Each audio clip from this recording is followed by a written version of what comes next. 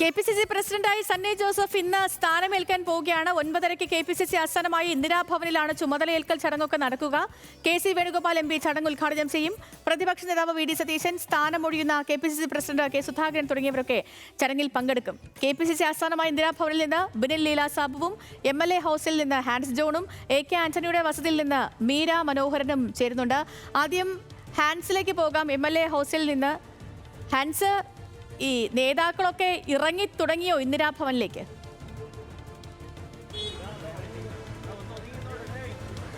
സേതു, സമയം അല്പം വൈകിട്ടുണ്ട്.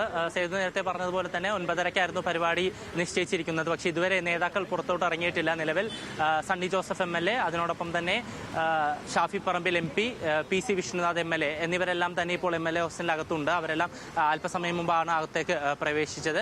ഇപ്പോൾ സണ്ണി ജോസഫ് MLAയുമായി ചെറിയ കൂടിക്കാഴ്ചയും മറ്റു കാര്യങ്ങളും നടന്നുകൊണ്ടിരിക്കുകയാണ്. അല്പസമയത്തിനുള്ളിൽ തന്നെ എല്ലാവരും പുറത്തേക്ക് ഇറങ്ങും എന്നാണ് നമുക്ക് ലഭിക്കുന്ന വിവരം. എല്ലാവരും ഒരുമിച്ചാണ് ഇപ്പോൾ AK ആന്റണിയുടെ വീട്ടിലേക്ക് പോകുന്നത്. 9:15 ആ ഒരു സന്ദർശനം നിശ്ചയിച്ചിരുന്നത്. എന്തായാലും നിലവിൽ ഒരു സമയം അങ്ങോട്ടും ഇങ്ങോട്ടും മാറാനുള്ള ഒരു സാധ്യത നിലനിൽക്കുന്നുണ്ട്. കാരണം ഇവിടുന്ന് സഞ്ചരിച്ച് വേണം തൈക്കാടുള്ള AK ആന്റണിയുടെ വീട്ടിലേക്ക് എത്താൻ. 9:15 നിശ്ചയിച്ചിരിക്കുന്നത്.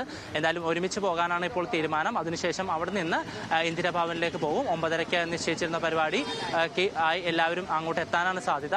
അല്പസമയത്തിനുള്ളിൽ തന്നെ അദ്ദേഹം ഇപ്പോൾ ഇവിടെ നിന്ന് MLA ഹൗസിൽ നിന്ന് പുറത്തേക്ക് വരുമെന്നാണ് നമുക്ക് ലഭിക്കുന്ന വിവരം. നമ്മളൊരു പ്രതികരണമൊക്കെ ആരായാൻ ശ്രമിക്കുന്നുണ്ട്. എന്തായാലും പുതിയ തുടക്കത്തിന്റെ ആരംഭം ഇവിടെ നിന്നാണ് കൂടിയാണ് തുടങ്ങുന്നത്. സേതു, ഇന്ദിരാഭവനിലേക്ക് പോകാൻ ബിനിൽ ലീല സാബുണ്ട്. ബിനിൽ, കോൺഗ്രസ് പാർട്ടിയെ സംബന്ധിച്ച് അവരുടെ ഒരു പുതിയ മുഖമാണ്, പുതിയ നേതൃമാറ്റം വരാൻ പോവുകയാണ്.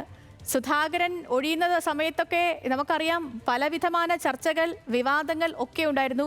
ഡൽഹിയിൽ പോയ സുധാകരൻ ആയിരുന്നില്ല പിന്നീട് കേരളത്തിൽ വന്ന് പ്രതികരണമൊക്കെ നടത്തിയത്. പിന്നീട് അതിനൊക്കെ ശേഷം സണ്ണി ജോസഫിലേക്ക് ചർച്ചകൾ എത്തുന്നു. ഒടുവിൽ ഇന്ന് സ്ഥാനമേൽക്കുകയാണ് സണ്ണി ജോസഫ്. ഇന്ദിരാഭവനിലെ ഒരുക്കങ്ങളൊക്കെ പൂർത്തിയായി കഴിഞ്ഞു. നേതാക്കൾ MLA ഹൗസിൽ നിന്ന് ഇറങ്ങിയിട്ടില്ല എന്നാണ് ഹാൻസ് പറഞ്ഞത്. അപ്പോൾ അങ്ങനെയാണെങ്കിൽ ചടങ്ങ് കുറച്ചും കൂടി വൈകാനുള്ള ഒരു സാധ്യതയാണ് ഇപ്പോൾ നിലവിൽ നമുക്ക് മനസ്സിലാക്കാൻ കഴിയുന്നത്.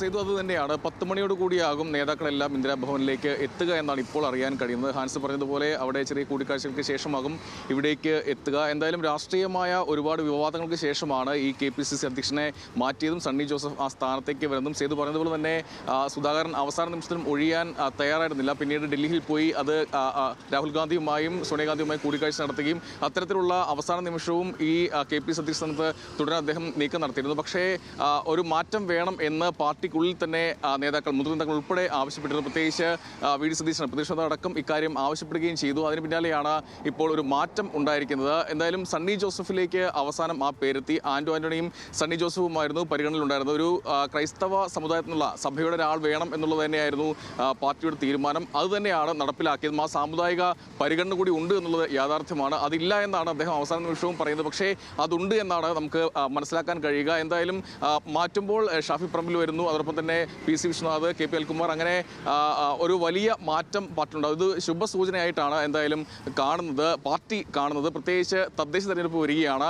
അടുത്ത വർഷം നിയമസഭാ തെരഞ്ഞെടുപ്പ് അടുത്ത് നിൽക്കുകയാണ്. അപ്പോൾ ഒരു വലിയ ഒരു വെല്ലുവിളിയാണ്. കാരണം 2 തവണ ഇടത് സർക്കാർ അധികാരത്തിലേറ്റു.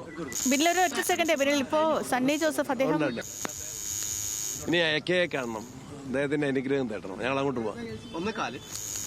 Thank you. Will meet there. ശരി, നേതാക്കൾ ഇപ്പോൾ MLA ഹൗസിൽ നിന്ന് ഇറങ്ങിയിട്ടുണ്ട്. സണ്ണി ജോസഫ് അടക്കം ഇറങ്ങിയിട്ടുണ്ട്. ആ ഒരു വാഹനത്തിൽ നമുക്ക് സണ്ണി ജോസഫിനെയും അനിൽകുമാറിനെയും ഷാഫി പറമ്പലിനെയും ഒക്കെ കാണാനും കഴിയുന്നുണ്ട്. ഇവരിപ്പോൾ AK ആന്റണിയുടെ വസതിയിലേക്ക് പോവുകയാണ്. ഇവിടെ നിന്നും ഇറങ്ങി AK ആന്റണിയുടെ വസതിയിലേക്ക് പോവുകയാണ്. ബിനിൽ, നമ്മൾ ഈ പറയുന്നത് പോലെ കോൺഗ്രസ് പാർട്ടിയെ സംബന്ധിച്ച് ഇനി നിർണായകമായ ഒരു ഘട്ടത്തിലേക്ക് കടക്കുകയാണ്. കാരണം നിലമ്പൂർ ഉപതിരഞ്ഞെടുപ്പ് വരുന്നു. അതിനുശേഷം തദ്ദേശ തെരഞ്ഞെടുപ്പ്, നിയമസഭാ തെരഞ്ഞെടുപ്പിലേക്കൊക്കെ പോവുകയാണ്.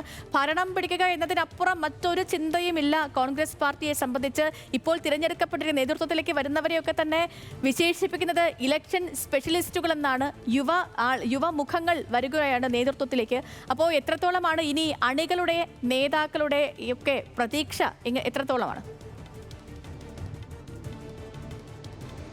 സേതു, അത് തന്നെയാണ് ഏറ്റവും പ്രധാനപ്പെട്ട കാര്യം. യുവാക്കൾ ഈ നേതൃത്വത്തിലേക്ക് വരുന്നു എന്നുള്ളതാണ്. പ്രത്യേകിച്ച് ഷാഫി പറമ്പിൽ, PC വിശ്വനാഥ് എന്നുള്ള അടക്കമുള്ള ആളുകൾ വരുന്നു.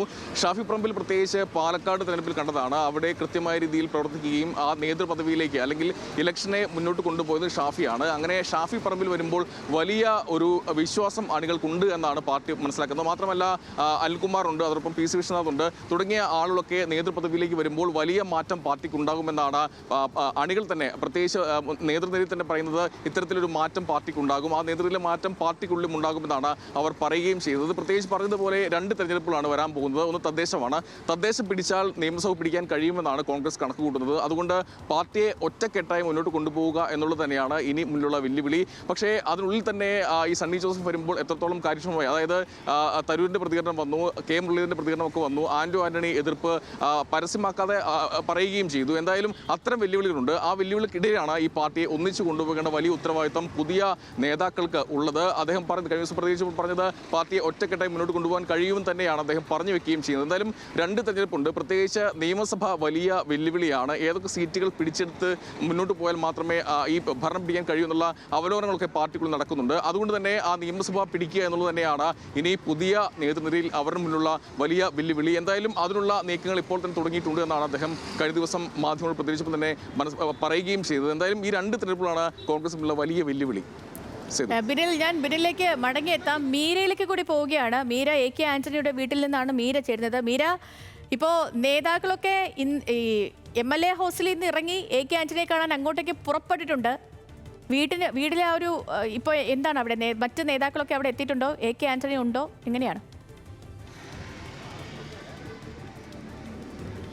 സേതു, AK ആന്റണി പുതിയ നേതൃത്വത്തെ, പുതിയ ടീമിനെ കാത്തിരിക്കുകയാണെന്ന് തന്നെയാണ് പറയാനുള്ളത്. മറ്റ് നേതാക്കളൊന്നും എത്തിയിട്ടില്ല. നിലവിൽ MLA ഹോസ്റ്റലിൽ നിന്ന് നിയുക്ത പ്രസിഡന്റ് ഉൾപ്പെടെയുള്ള നേതാക്കൾ, പുതിയ ടീം എന്തായാലും പുറപ്പെട്ടിട്ടുണ്ട്. അല്പസമയത്തിനകം തന്നെ ഇവിടെ AK ആന്റണിയുടെ വസതിയിലെത്തും, സന്ദർശനം ഉണ്ടാകും. അതിനുശേഷം 9:30 കൂടിയായിരിക്കും ഇന്ദിരാഭവനിൽ ഇത്തരത്തിൽ പുതിയ പ്രസിഡന്റ് ചുമതലയേൽക്കുന്നത് ഉൾപ്പെടെയുള്ള പരിപാടികൾ നടക്കുക. VD സതീശൻ ഉൾപ്പെടെയുള്ള നേതാക്കൾ അവിടെ പങ്കെടുക്കുമെന്ന് തന്നെയാണ് മനസ്സിലാക്കാൻ സാധിക്കുന്നത്. K സുധാകരൻ, G വേണുഗോപാൽ ഉൾപ്പെടെയുള്ള നേതാക്കൾ അവിടെ എത്തും. എന്തായാലും MLA ഹോസ്റ്റലിൽ നിന്ന് പ്രസിഡന്റ് സണ്ണി ജോസഫ്, അനിൽകുമാർ, PC വിശ്വനാഥ് ഉൾപ്പെടെയുള്ള ഷാഫി പറമ്പിൽ ഉൾപ്പെടെയുള്ള പുതിയ നേതൃത്വം അവിടെ നിന്ന് ഇറങ്ങി എന്ന് തന്നെയാണ് പറയാനുള്ളത്. അല്പസമയത്തിനകം തന്നെ ഇവിടെ AK ആന്റണിയുടെ വസതിയിൽ അവർ എത്തും, സന്ദർശനം നടത്തും. അതിനുശേഷമായിരിക്കും ഇവർ ഇന്ദിരാഭവനിലെത്തുകയും മറ്റ് ഈ പ്രസിഡന്റിന്റെ ചുമതലയേൽക്കുന്നത് ഉൾപ്പെടെയുള്ള മറ്റ് പരിപാടികളിലേക്ക് എത്തുക. സേതു, ഈ വീട്ടിൽ ഇനി എന്തെങ്കിലും പരിപാടി ഉണ്ടോ മീര? ഇനിയിപ്പോൾ നേതാക്കൾക്ക് ഒരു പ്രഭാത ഭക്ഷണമൊക്കെ ഇവിടുന്നാണോ?